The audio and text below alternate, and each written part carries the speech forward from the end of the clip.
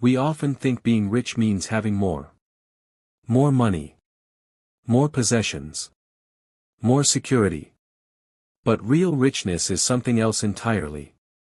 It's quiet. It's light. And strangely, it's often invisible. Some people have everything the world can offer, yet go to bed feeling empty. Others have almost nothing, yet sleep with a peaceful heart. This is a story about a man who believed wealth was something he could lock behind golden doors. Until one day, a simple encounter showed him that true riches were never something he could own. This is the story of Edwin. In a quiet valley surrounded by low hills and olive trees, there once lived a man named Edwin Hale. Edwin was known throughout the region as a wealthy man. He owned a large house with golden gates, marble floors, and tall windows that reflected the sunlight like mirrors.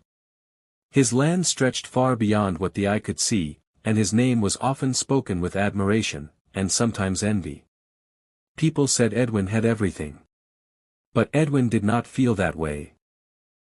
Every morning, he woke up in his grand bedroom and felt a strange heaviness in his chest. His house was silent. Too silent. The halls echoed with his footsteps, but there was no laughter, no conversation, no warmth. He spent his days counting coins, checking ledgers, and worrying about what he might lose. He trusted no one fully, for he believed everyone wanted a piece of his fortune. To Edwin, wealth meant safety. And safety meant control. One evening, as the sun dipped behind the hills, a stranger appeared at Edwin's golden gate. The man was old, with a simple cloak and worn sandals. His hair was gray, and his eyes were calm, like a still lake. Edwin watched from his balcony as the guards questioned the stranger. "I only wish to rest for the night," the old man said. "I can pay with stories." The guards laughed. Edwin almost turned away. But something about the stranger's voice caught his attention. "Let him in," Edwin said. The old man was brought to the main hall, where Edwin sat at a long table filled with food. "You say you have no money," Edwin said coldly. "Then why should I offer you shelter?" The old man smiled gently. "Because," he said, "sometimes the poorest traveler carries the richest truths." Edwin raised an eyebrow but gestured for the man to sit. They ate together in silence. Edwin noticed something strange. Despite the rich food, roasted meats, sweet fruits, fine wine, he felt no joy eating it. The old man, however, ate slowly and gratefully, as if each bite was a gift. "Tell me," the old man said at last, "are you happy?" Edwin laughed. "Of course I am," he replied. "I have more than enough." The old man looked around the grand hall. "You have many things," he said softly. "But happiness is not a thing." Edwin frowned. "Happiness comes from security," he said. "And security comes from wealth." The old man did not argue. He only nodded. The next morning, the old man asked Edwin for a favor. "Before I leave," he said, "would you walk with me to the village beyond the hill?" Edwin hesitated. He rarely left his land. But curiosity overcame caution. They walked together along a narrow path until they reached a small village. The houses were modest, built of stone and wood. Children played in the streets, and neighbors greeted one another warmly. Edwin noticed that despite their simple lives, the villagers smiled easily. A woman offered them water. A man invited them to sit and rest. "They have so little," Edwin whispered, "yet they act as if they lack nothing." The old man smiled. "They share what they have," he said. "And in sharing, they multiply it." They stopped at a small workshop where an old clockmaker sat, repairing a broken clock. The clockmaker looked up and smiled. "I have been trying to fix this clock for days," he said. "It belonged to my wife. She passed away last winter." Edwin felt uncomfortable. "Why not buy a new one?" he asked. The clockmaker shook his head. "This clock carries her time," he said. Every tick reminds me of our mornings together. Edwin said nothing.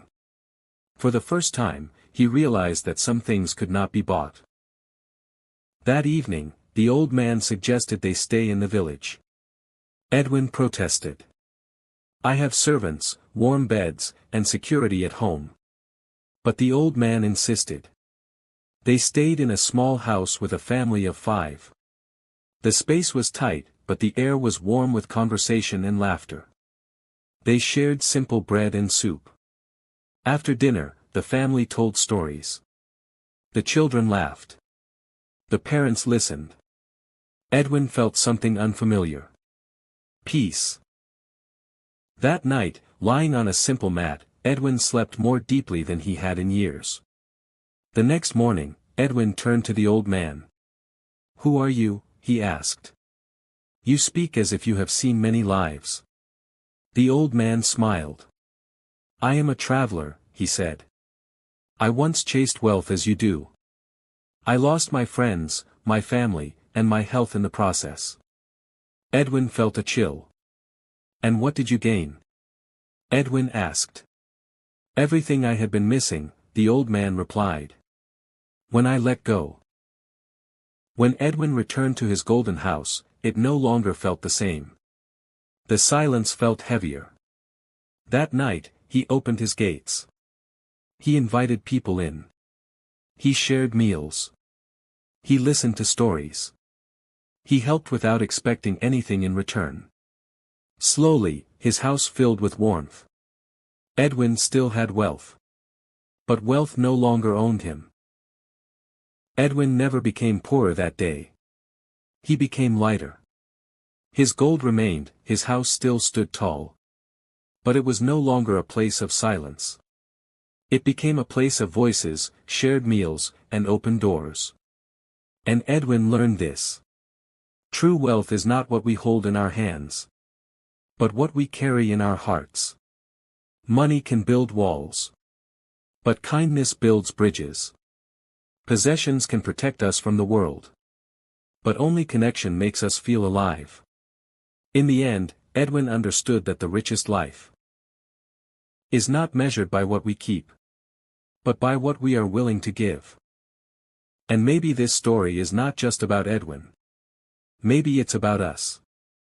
In a world that teaches us to chase more, to hold tighter, to measure our worth by what we own. This story reminds us of something simple, yet easily forgotten. You don't need to become richer to feel whole. You need to become lighter. Lighter in the heart. Lighter in fear.